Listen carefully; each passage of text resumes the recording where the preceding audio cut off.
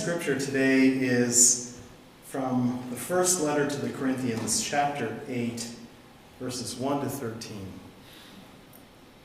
Now, concerning food sacrificed to idols, we know that all of us possess knowledge. Knowledge puffs up, but love builds up. Anyone who claims to know something does not yet have the necessary knowledge, but anyone who loves God is known by him. Hence, as to the eating of food offered to idols, we know that no idol in the world really exists, and that there is no God but one. Indeed, even though there may be many so-called gods in heaven or on earth, in fact, there are many gods and many lords. Yet for us there is one God, the Father, from whom are all things and for whom we exist, and one Lord, Jesus Christ, through whom are all things and through whom we exist. It is not everyone, however, who has this knowledge, since some have become so accustomed to idols until now, they still think of the food they eat as food offered to an idol. And their conscience, being weak, is defiled. Food will not bring us close to God. We are no worse off if we do not eat, and no better off if we do. But take care that this liberty of yours does not somehow become a stumbling block to the weak. For if others see you, who possess knowledge, eating in the temple of an idol, might they not, since their conscience is weak, be encouraged to the point of eating food sacrificed to idols? So by your knowledge, those weak believers for whom Christ died are destroyed. But when you thus sin against members of your family and wound their conscience when it is weak, you sin against Christ. Therefore, if food is a cause of their falling, I will never eat meat, so that I may not cause one of them to fall.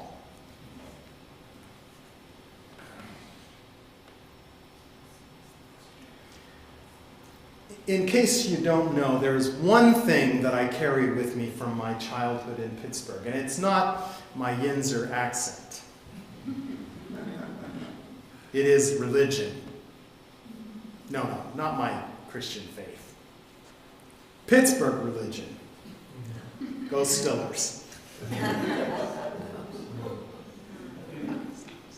And I have to say that since Super Bowl is next week and the Steelers aren't playing, and they really should have been playing this year, they had the most talented team they probably have ever had, maybe the most talented offense that has ever happened in football. You could argue that. But they didn't make it. So I'm grieving. But I've been thinking about football this past week, and the realization that football is really a team sport. Probably more so than any other team sport. Now, obviously, if you're playing baseball, you have to have all of the positions filled, and it's important, if you want to win, that each of them do what they're supposed to do. But if your center fielder is missing, the worst thing that's going to happen is you're going to lose the game. In football, things are very different. And all you have to do to discover that is talk to a right-handed quarterback and ask them what they think about their left tackle, also called the blindside tackle. Because it's that player's job to make sure that someone doesn't come in unseen and hit the quarterback from behind when they aren't ready for it. Now, football has also changed in that it used to be that the guys who would do that were pretty much my size, maybe a little bit bigger. Now they're 300 pounds, 6'5", and move like freight trains. And if they hit you, terrible things can happen. And indeed do. That left tackle, literally, every play of the game holds the quarterback's career and possibly their life in his hands. It's no wonder that at the end of every game when they do their press conference, the first thing the quarterback says is, "Thank you to my linemen." And if they name one, it's always that blindside tackle. And especially thank you to David DeCastro for saving my buns multiple times today. It is a sport where the teamwork is important to the degree that it can literally save someone's life. That kind of community obligation and connectedness in other settings is difficult for Americans to understand. We talk about rugged individualism and self-reliance. We, as a culture, really believe what the toddlers say again and again. I do it myself. We remember when Barack Obama said, "You didn't build that." The uproar from people. "What do you mean I didn't build that? Of course I built that business." Well, didn't they bring the stuff via the roads and you didn't build those? And weren't the people buying your product because they felt safe and secure because of our culture? And no. I did it. Just me. Just me. And it shows in the big ways and the small ways. Most of us don't know all of our neighbors. Heck, many of us don't know any of our neighbors. I know the names of 3 or 4. We've lived in our little condo complex for 10 years, and we're awfully close to the other people physically. Some of them have been there as long as we have. I don't know their names. I know what they look like, maybe, because I pass them as they go to pick up their mail, but it doesn't go much further than that. That lack of connections causes us to be fragmented and disconnected as a people. And it hurts us. It hurts who we are. And that shows sometimes, too. We see it in our young people as they strive to find some kind of connection. They join gangs. Girls get pregnant. They get involved in violence and drugs because they're trying to be part of something bigger than what they are. That African aphorism that Hillary Clinton made so popular, it takes a village to raise a child. Well, we don't have villages anymore. We don't have them. Every now and again, those connections do come up. We saw it in the past few weeks as these disasters have happened one after another in our community, and we see it raise up and show its face, and everybody goes, "Isn't this amazing? Isn't it wonderful? If only we had this all the time. I feel so much better about life." And then we let it melt away along with the memory of the disaster.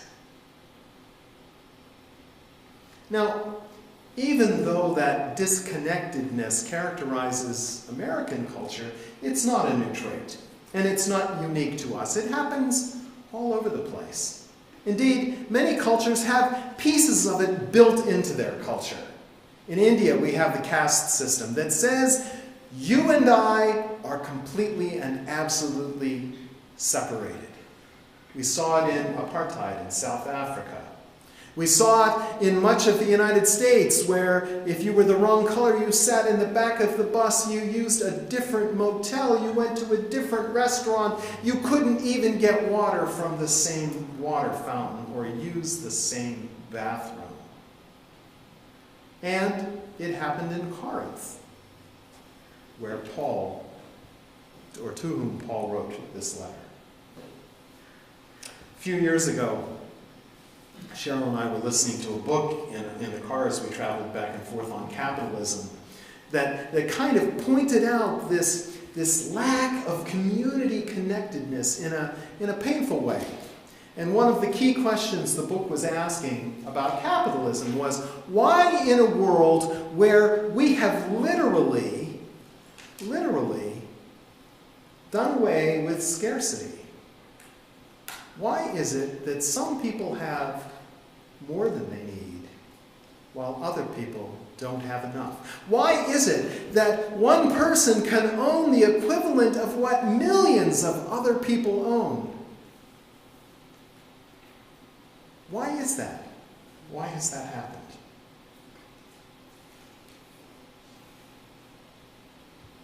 Why don't we distribute that abundance more.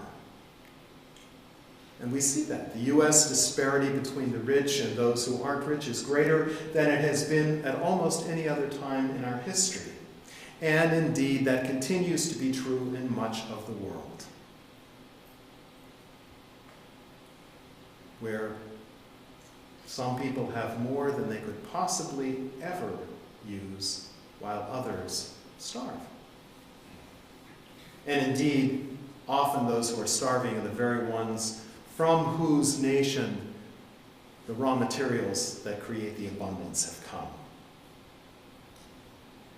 That lack of connectedness seems to be somehow endemic to the human experience. And indeed, a bit of that is what's behind today's scripture. It's much smaller, much less impactful perhaps than some of those other illustrations, but still very, very real. Now, we read that passage that I shared a few moments ago, and it just seems weird. It doesn't make any sense. What do you do with that? What's this stuff about meat offered to idols? The only time I've ever seen anything about sacrifices was in a Cecil B. DeMille movie. I don't know what this means or how it works. And so it's easy to dismiss the passage as some bizarre piece of advice to an ancient time that really has nothing at all to say to us. And we miss something really important if we let that happen. The city of Corinth was a cosmopolitan city, almost as cosmopolitan as some of the large cities of our world today, of New York or Los Angeles or London. People from all over the known world had gathered there with bringing all of their customs and their religions and their practices all to this one large and vital city. And part of what they did there was they brought their religion with them. And they would go to their temple of their god and like many of those religions, would at times call for sacrifices. Maybe it was just part of the annual seasonal movement of that religion, or maybe it was when something big happened in your life. You had a marriage or a child born or something happened and you had to bring an offering. And usually it was an animal. Sometimes a small one, sometimes a dove or a pigeon. Sometimes a little bit larger, a lamb. Sometimes, if it was something really important or you were really wealthy or really bad, it was as big as a steer. And you brought it to your temple, and the priests of the temple would kill the animal in some ritualistic way usually, and then they'd roast it. And the priests got the best parts. You could argue whether or not it's the sirloin or the filet that's the best. Whichever one they thought it was, they got. They got. And so they would eat their part. Part of it got burned away, and the smoke was an offering to the god. Part of it, again, the priests would eat. Then you might, depending on the situation, you might get to take a little bit home. You know, you'd get a leg of lamb to take home for your family. The rest of it, what happens? Now again, if it's a smaller animal, it's all gone.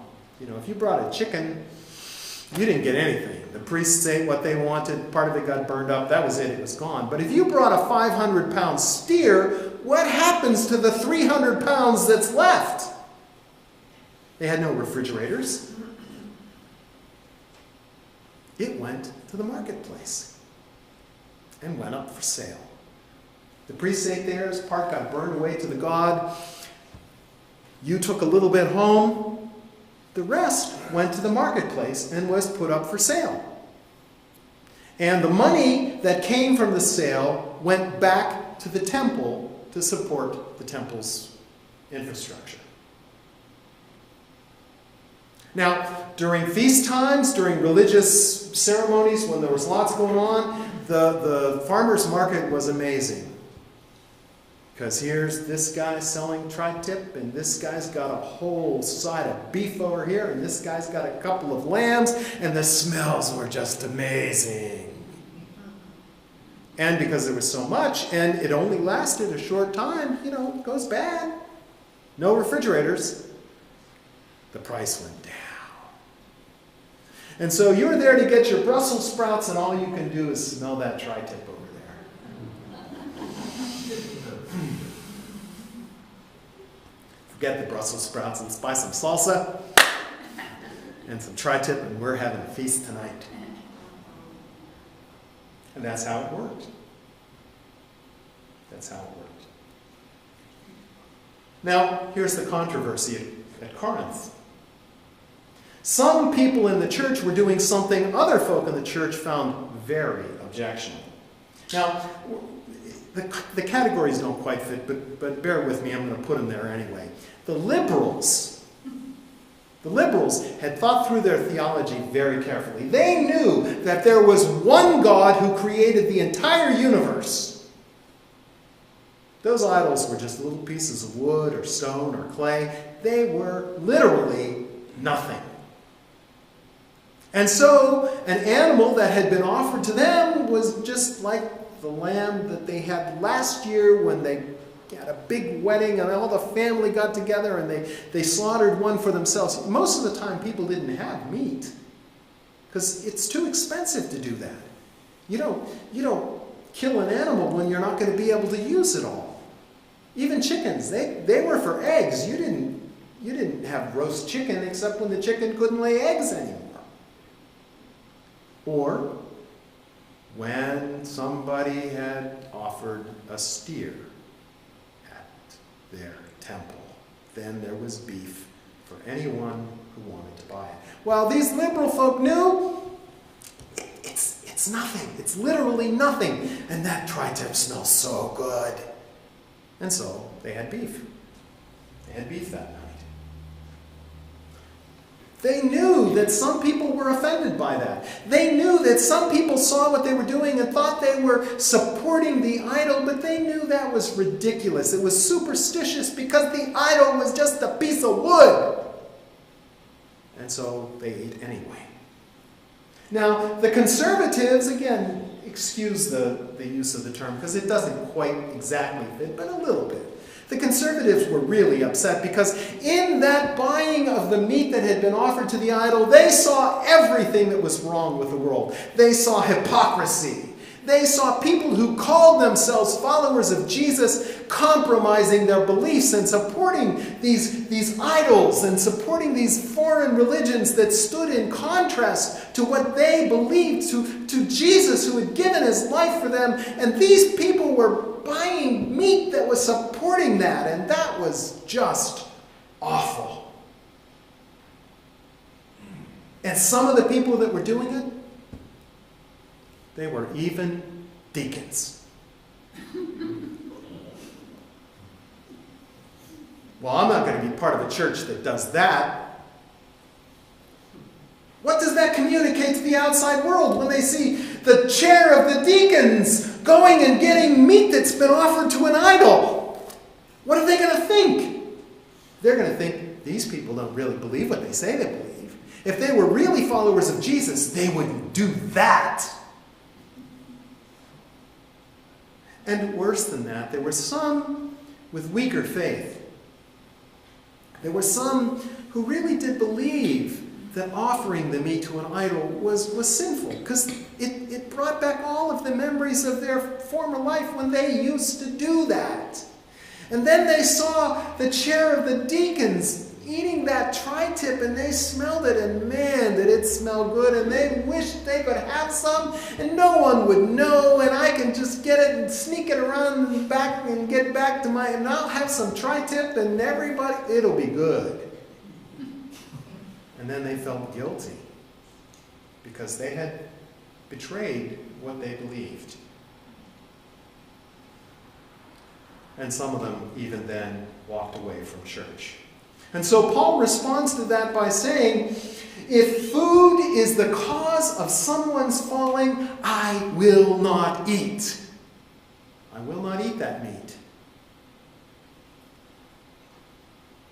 He agreed with the theology of the liberals. He knew they were right. Those are just pieces of wood. It's not real. But because Eating the meat would cause the conservatives, the weak, to fail in their faith. He abstained. Now, here's the problem. We can read that passage and we can take from it that Paul is telling us that we should always give in to the weakest member of the community, and that would be a mistake. He's not saying that at all. He's not saying that we should never act in a way that causes someone to stumble or offend someone, because if we read the rest of Paul's story, we know that he did not shy away from doing both of those things. One example is when Peter stepped back from standing up for the Gentiles and started to say, well, yeah, maybe they should do all of these Jewish things before they follow Jesus. Paul called him out. Paul called him out publicly and said, you have turned your back on the gospel.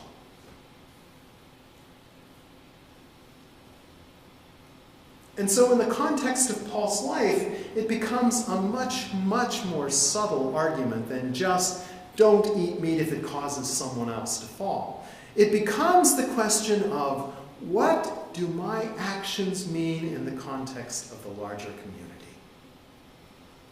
And I think he almost always is looking out for those who are weakest, those who are on the margins.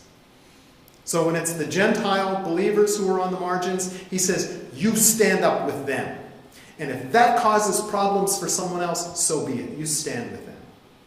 If it's those with weak faith and your eating meat causes them to fail, then you don't eat meat. But how do your actions impact the larger community? That is as foreign a concept for us as Americans as just about anything we could talk about.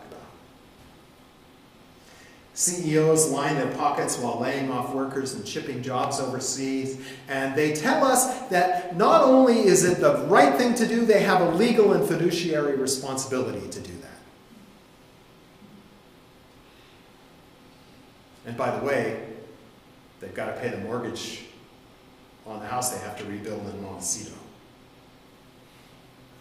Politicians make their decisions only thinking about getting reelected or holding on to power, and they ignore the hard issues and the subtleties and the difficulties because that might cause problems. Here in Santa Barbara, there are times when it seems to me that NIMBY, not in my backyard, is our community motto.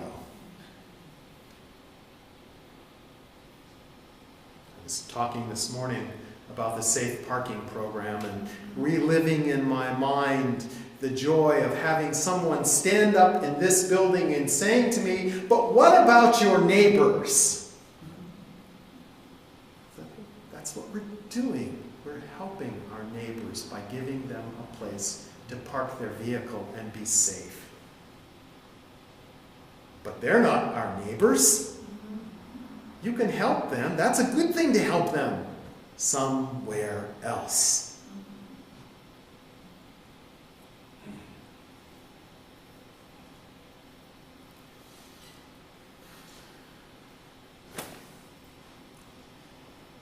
And then there are the subtle actions that become really, really important.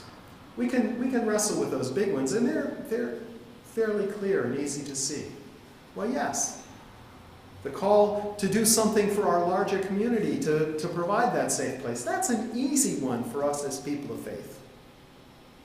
But the smaller ones can be more difficult.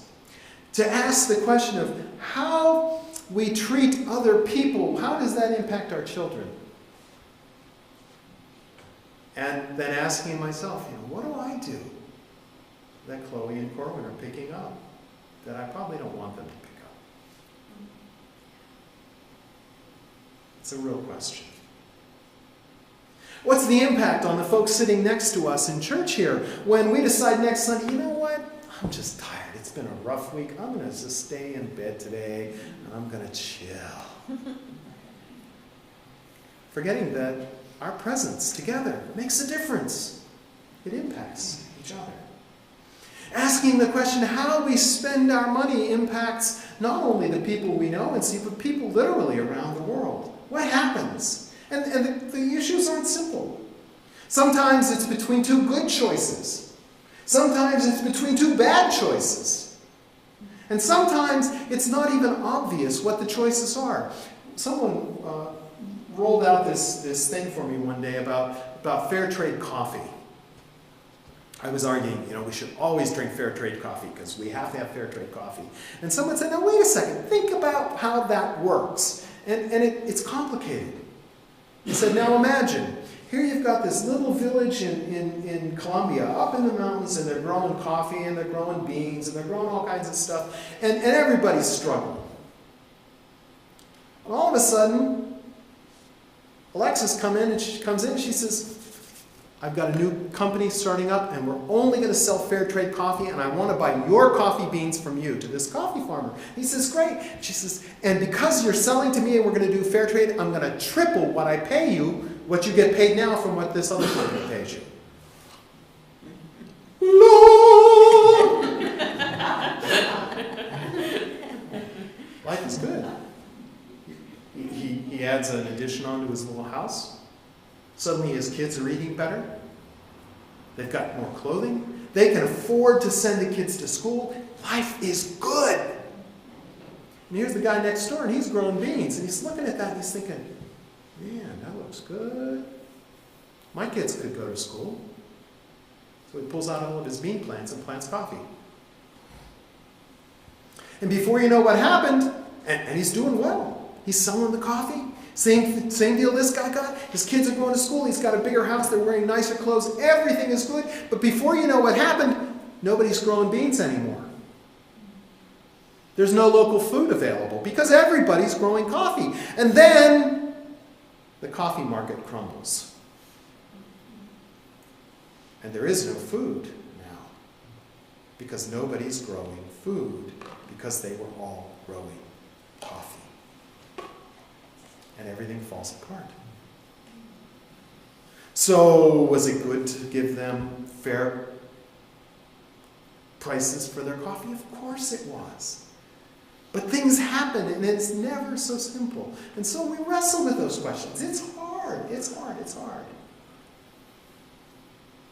And then, of course, sometimes worrying about the good of other people extracts a cost from us. And Jesus showed us that.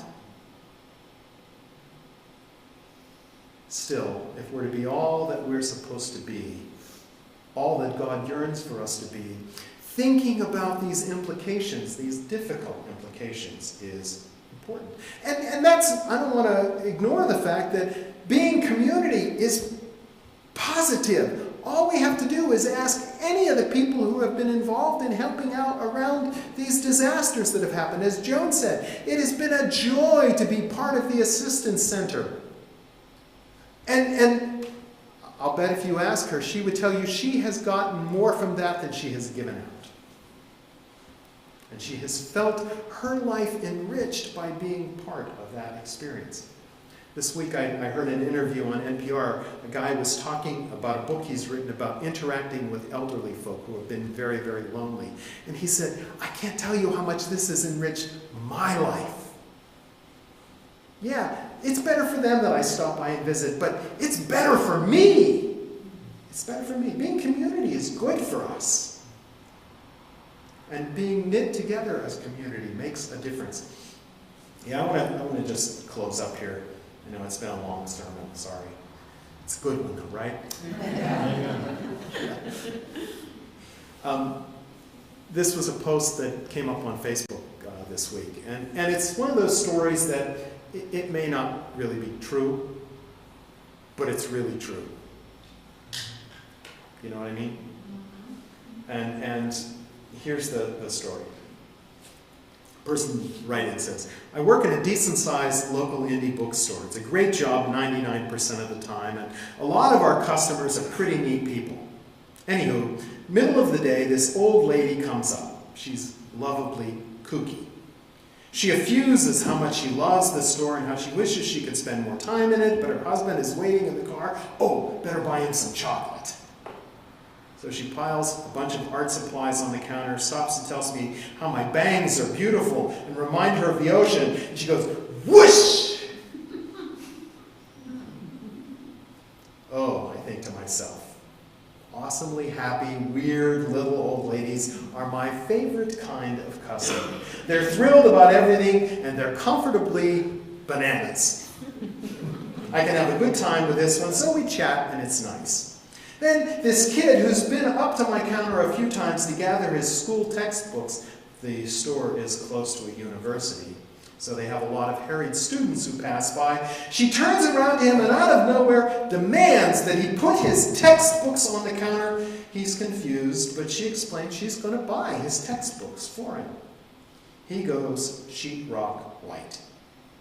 He refuses and adamantly insists that she can't do that. It's like $400 worth of textbooks. Heck, that's one book, right, Jean? She, this tiny old woman, boldly takes them out of his hand, throws them on the counter, turns to me with an intense stare, and tells me, put them on my bill. The kid at this point is practically in tears. He's confused, shocked, and grateful.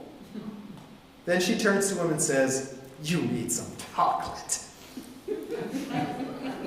So she grabs a handful of chocolates and puts them in her pile. He keeps asking her, why are you doing this? And she responds, do you like Harry Potter? And throws a copy of The Cursed Child on pile 2. Finally, she's done. I ring her up for a crazy amount of money. She pays and asks me to please give the kid a few bags for his stuff. And while I'm bagging up the merchandise, the kid hugs her. We're both telling her how amazing she is and what an awesome thing she's done. She turns to both of us and says, probably one of the most profound, unscripted things I've ever had someone say. It's important to be kind. You can't know all of the times that you've hurt people in tiny, significant ways. It's easy to be cruel without meaning to be.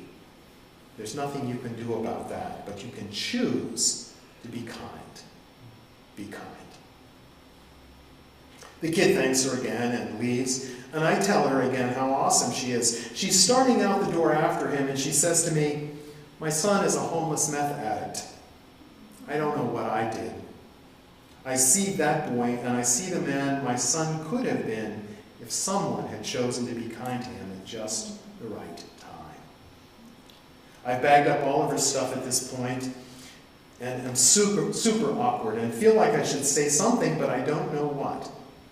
Then she turns to me and says, I wish I could have bangs like that. My hair is just too curly. And she leaves. And that's the story of the best customer I've ever had. Be kind to someone today.